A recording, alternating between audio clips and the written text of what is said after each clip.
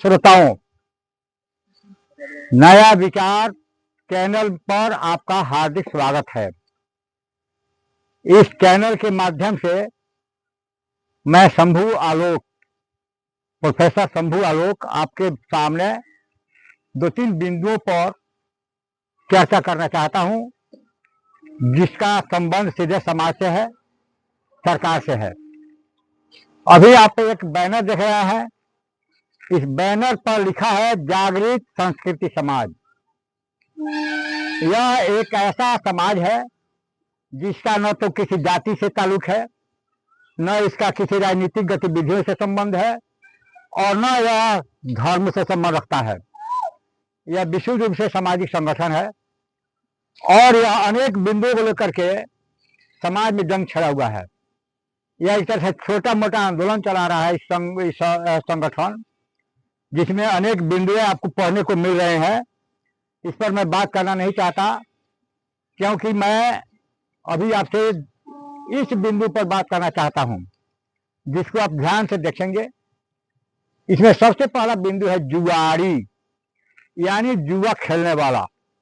जुआ खेलना एक अपराध माना जाता है, कानूनी रूप से वो अपराध है। और सचमुच में जुआरी जो जुआ खेलते हैं अनेक धन संपदा को हार जाते हैं, और हार करके वे मायूस होकर के या तो दिवालिया हो जाते हैं, नहीं तो वे दिमागी रूप से संतुलन खो देते हैं। लेकिन एक ऐसा भी जुआरी आपको मिलेगा जो अपना समय उसी धंधा में लगाए रहता है और समय को वह गंवाता नहीं है। भले ही उसका शोषण होता है, उस जुआरी का शोषण होता है, लेकिन वह अपने श्रम और अपने पराक्रम से पीछे नहीं हटता। वह है किसान।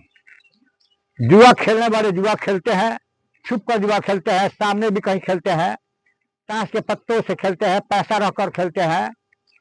और मुझे तो यहाँ तक सुनने में आया था कि एक जुआरी अपने जितना सामान, जितना संपत्ति जुआ पर रखते गया था, सब हार गया था।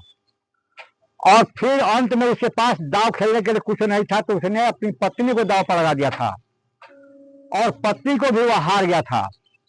और हार करके जब उसकी पत्नी को यह पता चला कि मेरा पति मुझे जुआ में हार गया है, तो वह स्वतः अपने क्रोध बस जिसने उसको जीता था उसके घर वो चली गई थी।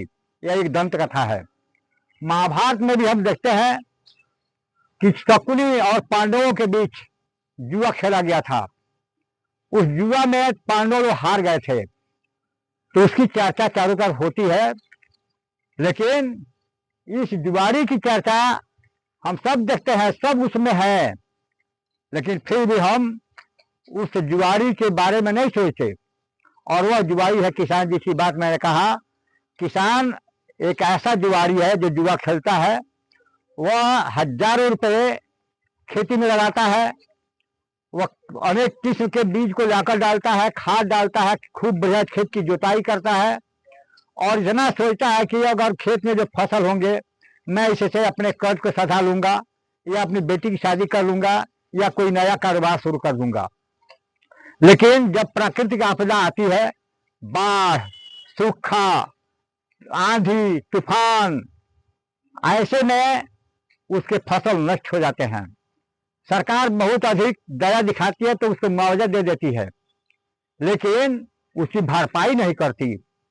और जिस ऐसे जुआरियों को सरकार के लोग पकड़कर बंद करते हैं, हम कहते हैं कि इस जुआरी को कौन पकड़ता है?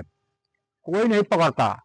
और जुआरी जुआ खेल जाता है, फिर भी अपने खेती के क्रम में लगा रहता है, वह हार नहीं मानता। इसलिए मैं किसानों के प्रति आभार प्रकट करता हूँ।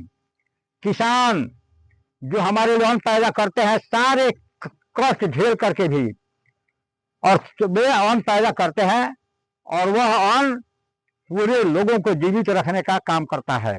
लेकिन उसी किसान का कोई महत्व तो नहीं है। मैं आपको बताना चाहता हूं कि बहुत बड़े बड़े अपराधी होते हैं, हत्या करने वाला, अपहरण करने वाला, चोरी करने वाला, सभी तरह के जो है आतंकवादी होते हैं, वे जेल जाते हैं। तो जेल में उनको भोजन सरकार देती है, यानी जेल प्रशासन देता है। लेकिन किसानों के साथ अगर वह लोन लिया है, वह खेती करने के लिए लोन लिया और समय पर नहीं दे सका, तो उसको गिरफ्तार किया जाता है। उसके साथ क्या क्या होता है वो किसान ही जानता है। इसलिए मैं किसानों के प्रति अपनी सहानुभूति दिखाना चाहता हूँ जागृत संस्कृति समाज के माध्यम से, और मैं अपने चैनल नया विचार के माध्यम से किसानों के प्रति आभार प्रकट करता हूँ। दूसरा, नशाबाज पर भी मैं चर्चा करूंगा। नशाबाज के बारे में मैं कहना चाहता हूं कि शराब पीकर जो लोग नशा में चूर हो जाते हैं, ढह जाते हैं, गिर जाते हैं, उससे भी अधिक चरस पी करके लोग ढह जाते हैं, भांग खा करके, गजा पी करके लोग नशा ले लेते हैं। कानूनी रूप से शराब पान अपराध माना जा रहा है बिहार में अपराध माना जाता है। लेकिन एक ऐसा भी नशाबाज होता है जिसके लिए न तो भांग की जरूरत है, न उसको दारू की जरूरत है, शराब की जरूरत है, और वह नशा में उमंग में भर जाता है। और वह है कौन? धर्म। धर्म एक ऐसा अफीम होता है जो अफीम से भी ज्यादा नशा देता है। धर्म व्यक्ति में अफीम से भी अधिक नशा देता है, क्योंकि एक व्यक्ति अगर जान गया कि मेरे धर्म के साथ संकट आया है, तो वह सब कुछ भूल करके धर्म के लिए दीवाना हो जाता है, काट मार करने के लिए तैयार हो जाता है। जैसा कि आपने इतिहास में पढ़ा होगा कि 1947 में, 1940 में, 45 में, 48 में जब हमारे देश का बंटवारा हुआ था, उस समय धर्म के नाम पर जो पाकिस्तान बना, वहां से पाकिस्तान में रहने वाले हिंदुओं को पलायन करना पड़ा, और वो भी सुविधाजनक रूप से नहीं, बल्कि बेटी बहुओं को इज्जत गंवाकर, अपनी सारी संपत्ति गंवाकर, केवल धर्म के नाम पर। वो धर्म की नशा। उसी तरह से धर्म के नाम पर अनेक जुलूस प्रदर्शन होते हैं, लोग उसमें शामिल हो जाते हैं। तो इस तरह के नशा से हमको बचना चाहिए। धर्म का माने है आस्था, धर्म का माने है विश्वास, धर्म का माने है सहिष्णुता।